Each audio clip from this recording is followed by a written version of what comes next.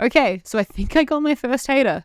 Hate comment, I don't know. I can't wait to tell you all about it. Welcome to the second video in my YouTube progress series where I'm documenting my experience of growing here on YouTube in real time, not talking about it retrospectively when I've, washed up and burnt out or hopefully become a success of some kind. If you haven't seen the first video and you want to, the link is up here above my head and in the description down below as well.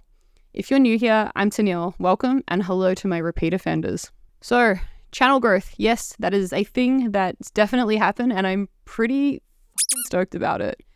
And I am super grateful to almost each and every one of you, except the one or two that have been mean. We'll address them more a little bit later. When I posted the first video in this series on August 4th, I was sitting at 132 subscribers and I was ecstatic about it. As of right now, I am sitting at 415. It was 257 when I started writing the script for this video like 4 or 5 weeks ago. Now, it still may seem like little numbers, but I've more than doubled my channel subs in 3 months, and that kind of growth is substantial for a tiny channel like my one. When I made the first video, I'd been in VidIQ's one-on-one coaching for 4 weeks, and I've just started my third or fourth month in the program, and I am still loving it.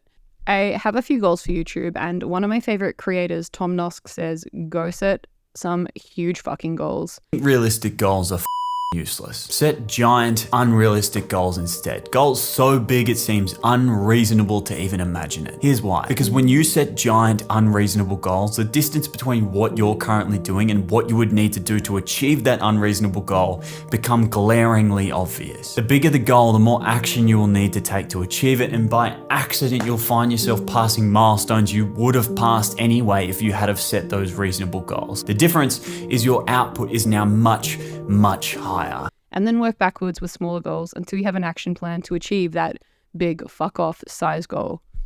Now, I feel a little ridiculous talking about it now while my channel is so small, but I've got to remain authentic and I have always been a bit of a dreamer. My fuck off size goal is to buy a small home to live in solely off the income I could earn from YouTube and work alongside a few creative friends, right? Yeah, I know. So right now my goal is to hit 500 subs before the end of the year and then 1,000 in the first 3 months of next year. And I want to keep on doing that until I can earn a living from making content. And with each video, I want to continue learning in a way that, it makes it an achievable process. I'm not just going to blindly post videos each and every week and hope that I get there. I am still with the coaching program and I have a lot more sort of structure in place around all these videos I'm trying to create. So it's not just wishful thinking. There's a lot of hard work going in here and I intend to get there. And the way that I'm going to do that is to keep showing up here, keep making content I enjoy and keep learning every time I make something. And if I don't reach my goal, I had a hell of a time giving it a go rather than sitting around in someone else's rat race trying to make it happen in a way that I hate. So if I can do the same as my first YouTube progress video and double my subs by the time I post the next video like this one, I will be well and truly on my way. So I had a few questions from the last video that I thought I'd answer here, as well as a few from my community page. So this one is from K-Dots, my self-acclaimed biggest fan. How far in advance are your videos planned? I usually post the video the day of or the day after I've finished editing it. I have a book that I write out all of my topic ideas into. Oh, actually, it's right here. I have this book, the green book. It's like a playbook, not the Waterboy or Barney Stinson's one, but it's a book that I post things in. Often one of the video ideas is something I'm experiencing that week, so I'll feel more inclined to talk about it. I'm a very big verbal processor. I like to talk about things till everyone is sick of hearing about it, and YouTube gives me a way to do that. I also just started using Notion on my computer last week to help me plan out things better because I have too many ideas and I have nowhere to put them all. So if I'm still using it when it comes to time doing my third progress video, I'll show you a bit more of that. I try to post each week. Sometimes it might take me 10, 14 days extra to finish a video if I've spent more time researching it. There is a flexibility that I have to allow myself. If I'm super rigid on deadlines, I won't get it done because I just start overthinking things. One of my more recent videos is actually a byproduct of me trying to stick to these deadlines. So it put me in a perfectionism and procrastination spiral where I kind of just freeze and feel unable to do anything. Links are below if you want to check it out. What do you do? Do you plan out your content? Do you just make it when inspiration strikes? Do you what do you do as a creator? Do you have a lot of structure, freedom? I'm curious to know if any of you guys make videos or have other creative outlets, like how you manage that, because I'm a very all or nothing person, and it feels really crappy when I'm in one of those nothing phases because I want to be all in with it. Moving on, Kate Taylor asks about the coaching program more. Again, I'd advise you to go check it out in my other video if you want to know more about it, or on VidIQ's website. But to summarize, the way that the coaching works is you are provided a messaging platform and are assigned a coach that you can check in with daily if that works for you. You set some goals and ask them questions about anything YouTube related.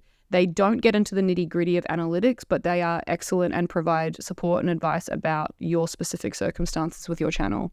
Is there any limit on how much you can ask? So I guess that depends on how quickly you can speak. You're limited to messaging them in either video or text format 3 times. The coach then has to respond to you before you're able to send another question or get around to feedback. So sometimes I'll get a video response that's, 1 or 2 minutes long, but I've also had a few that are like 8.5 minutes long, and I was told that this is some kind of a record. And although I've answered the second part of your question already, the convenience of being able to just shoot off a message and get a thought out response later is incredibly handy. The other thing I love about it is, in Aussie, I don't have to navigate international time zones in this way, and because my brain just cannot deal with that. The next question is super wholesome and I really appreciate it. It comes from Cindy Lovebug. What are some things your supporters can do to help you expand the channel's reach? I'm definitely not YouTube savvy, but I feel like a lot of people could seriously benefit from your openness and experiences. Oh, it's like a little bit of an ego stroke, but a really nice compliment too. Thank you. The best thing you can do is when we ask you to, like in every video by every YouTuber, we will ask you to like and subscribe, and that helps us. And commenting is also just a really nice thing to do. We love engagement, and people seem to be more comfortable commenting when they're not the first ones to do so. Outside of that, sharing the video with people or groups that you think would enjoy or learn something from the content, it helps get our videos in front of people that may not see it otherwise. Ultimately, just keep showing up for that creator. We really, really appreciate it. There's a growing handful of you that have shown up here time and time again to watch my content, and it's been really uplifting. I really love the tiny community that's growing here. In my early videos, I spoke about wanting to make content for the version of me 5 years ago who needed to hear this stuff. It's been incredibly humbling to see and hear all of the different stories from people of different ages coming together and finding a place to feel valid. One of my repeat offenders called me out on my overuse of the boomer jokes, and they did it so respectfully. And it really got me thinking about how my intended audience has shifted to include people I didn't think that would ever even see my content, let alone engage with it positively. So thank you. Last question for this video is from a new friend of mine who is super supportive, the Queen That Slays, asks me, do you plan on coming up with a catchy channel name, or will you just be keeping it as your full name? So this is one that I've actually been debating on and off for ages, even before I started the channel in like the capacity that you know it. I think for now it will stay as it is because most of what I'm talking about is relating to me and my own experiences. And while I do my best to like adequately research the topics that I'm talking about, I don't want to insinuate that I'm a professional. Realistically, I'm only 2 years into my ADHD journey, and keeping the channel in my name allows me to branch into other areas I want to talk about and not feel pigeonholed into one specific area of the internet.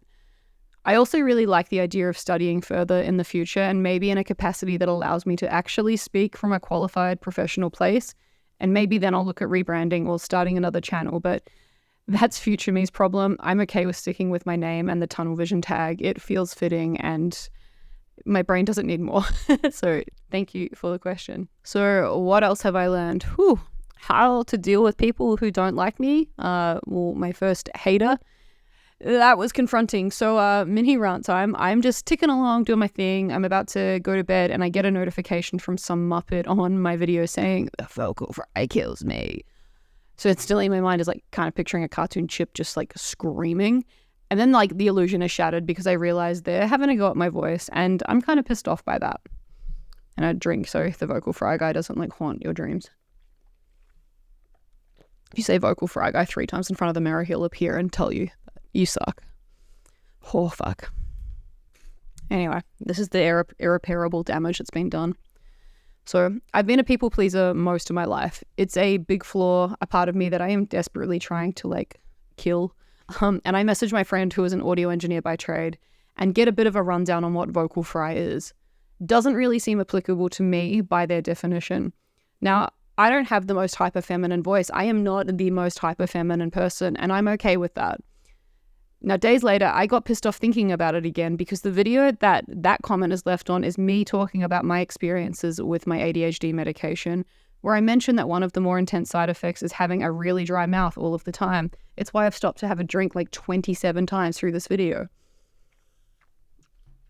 I say a lot of words. Also, I say a lot of words in my job, and I talk a lot. That's who I am. So not only has this dickhead started watching my content about this particular topic, they then go on to be mean about it. I replied with a, hey, you having a go at how my voice sounds, or are you sensitive to low frequencies? Audio isn't my strongest point, but I won't apologize for how I speak. Alternatively, feel free to use the provided subtitles. Thanks for watching. They replied later, but have since deleted the comment, or I just can't find it. But it basically said that all ADHD people find this type of speaking grating and annoying, etc. And I chose to leave it after some solid advice from another friend and YouTuber. When I've discussed this topic with my coach previously, he said that as the community grows, there'll be a passionate part of that community that should just rally for you and be there to stand up for you. And it later received a comment from another person doing almost that. It was really nice. So thanks for standing up for me. Now, this has taught me to take a step back and look at it for what it is, rather than having that emotional investment in it. And what it is a nameless account with a cat as a profile image having a go at someone's voice, my voice. Initially, I felt pretty crappy about it. I was pretty self-conscious when recording my next few videos, but this particular video is one of my most viewed videos. It has the highest retention rate for me to date and has a really positive response and community engagement. So why would I let one miserable person make me feel that shitty about myself? It's a hard lesson to learn, but I decided I'd talk about it here because it was important. Unfortunately, I know this is how the internet can be, and it's up to me to not take it personally all of the time. For my fellow creatives, have you ever experienced hate online? How did you handle it? Is it worth handling? I get really stuck in two camps. The first one is my inner keyboard warrior who just wants to tell people where to stick it. And the other has grown a little louder as I've gotten older, just ignoring it and leaving them to their miserable lives. I don't know. I hate that these people get away with it so much. So calling it out feels more appealing. But obviously, the internet's a big and horrible place sometimes. So I don't know. What do you reckon?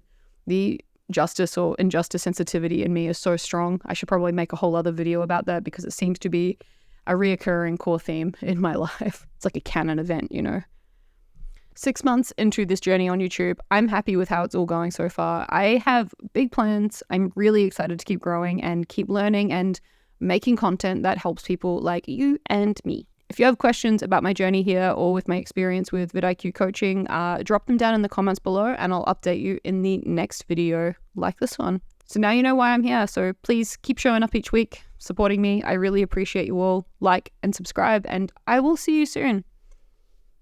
Stay gold, pony boy. I think I'm just gonna do terrible sign-offs for the rest of my life until YouTube cancels me. I feel like that's a good strat. Anyway.